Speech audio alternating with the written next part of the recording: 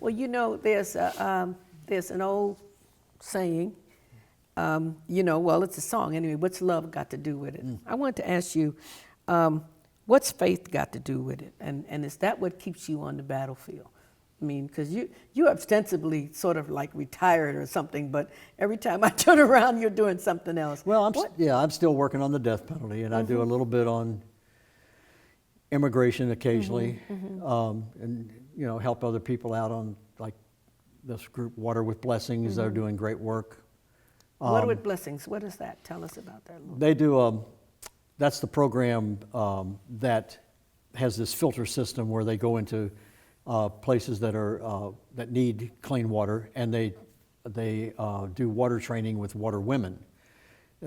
Each training involves 15 women who all pledge to share the filter with 3 other families. So totally you're getting 4 families, roughly 60 people benefit per training, and they're in 35 nations now. And so I try to promote them and help them out with a video that we shot for training purposes and things of that sort. Faith, yeah, I mean, what I believe, I don't sit down every day and say, well, faith drives me there, but it's having grown up in this culture and this knowledge of God created us, God and what would Jesus do? Saved us, God sent Christ to show us how to live, and and I mean, literally the poor, and that can be poor in many ways. It doesn't have to necessarily have anything to do with money. It's any marginalized group. It's the people that don't have somebody who can help them, who either speaks for them or can help them develop ways to speak for themselves, which is partially right. Both need to be done sometimes. Sometimes you need a Band-Aid, and sometimes you need to just change the whole structure. But that all comes out of, I think, from my faith, the social justice teaching of the Catholic community, and what that means. And of course, now with Francis around, you get a much clearer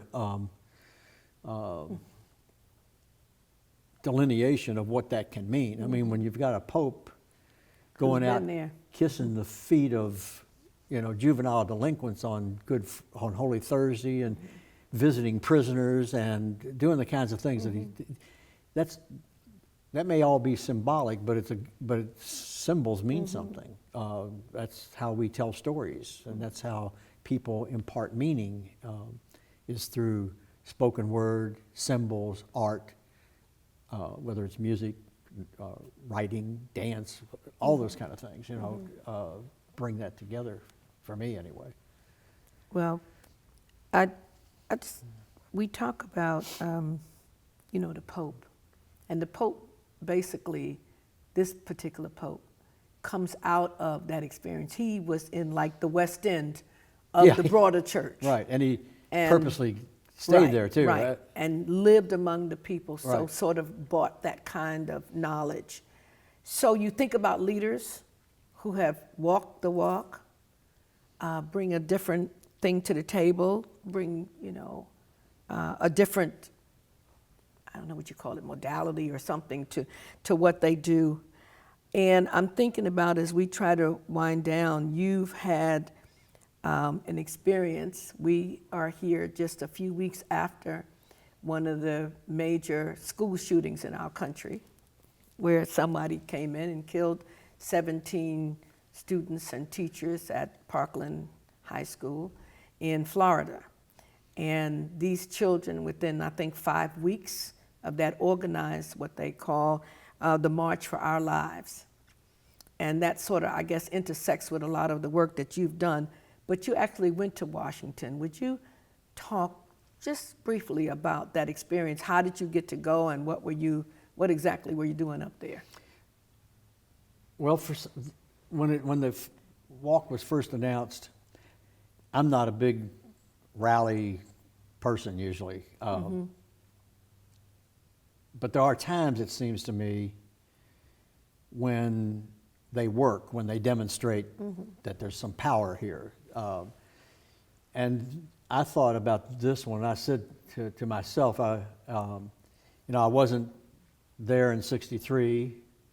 I wasn't at Selma. I did go back to the 50th, which was a fabulous, the anniversary, incredible event. But I thought, these guys just aren't getting it. And so we've got to have numbers show up in DC. I mean, it was all these other events, along with the 800 other events. Those were good and necessary, but I think for the impact that they needed to have a large crowd there. So I figured out, I can drive up, I get an Airbnb, for real cheap, stay outside the district near a metro stop, take the metro in, come back, and drive home the next day. So it was that simple in terms of planning. But the crowd was just incredible. I mean, I actually couldn't stay in the center of that crowd because one thing I'm doing, I was trying to shoot, take pictures and do video.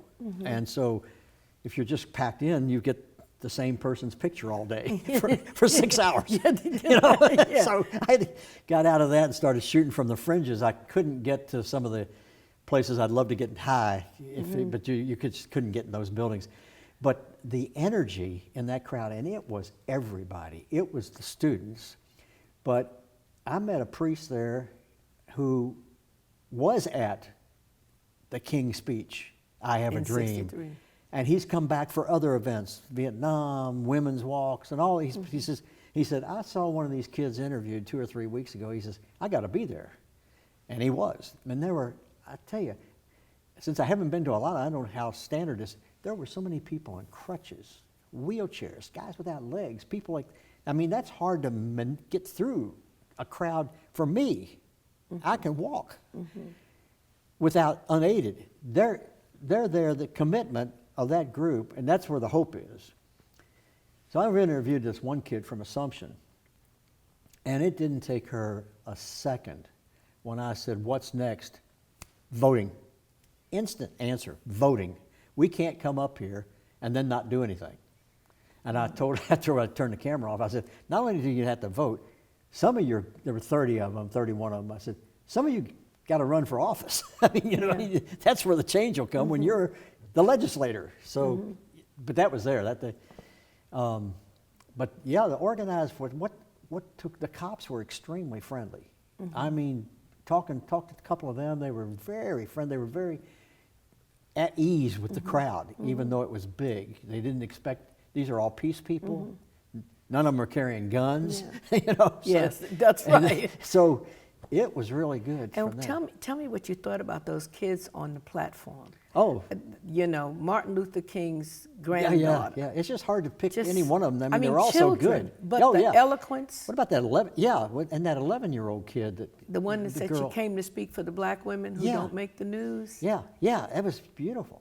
And I thought that Emma, using that combination of words and silence. I mean, Emma Gonzalez. Do you know how hard it is to stand there looking at a crowd of 300,000 or 400,000 people, probably more than that, but right in front of her, because the spillover was great, but right in front of her is 400,000 people. And they get nervous because it's silence, and they start clapping. And they don't know what she's doing. She doesn't move. I am impressed. This was... And she stood there for as long 6 as minutes it took and 20 that seconds. kid to kill 17 people. Yeah. That was powerful. So you were still on the battlefield. You still got legs to make it to the march. Oh, yeah. Yeah, I do. I haven't had the ankle surgery yet.